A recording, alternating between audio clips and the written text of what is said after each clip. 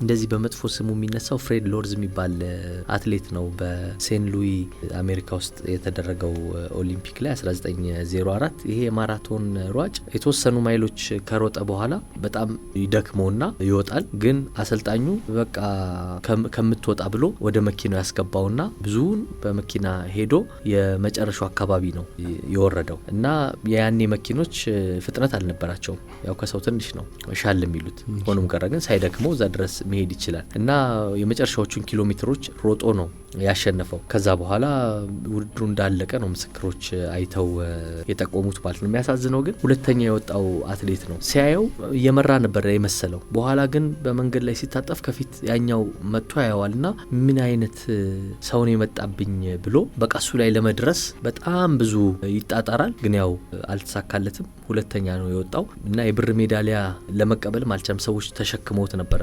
ወደዛም የተጠጉት ከአቅሙ በላይ ስለነበረ ከዛ በኋላ ማሮጠም። ቶማስ ሲክስ ይባላል። በቃ በጤና ችግር ምክንያት ማለት ነው። አላቅሙ እንደዛ አሰቃይቶት ኢትዮፒካሊ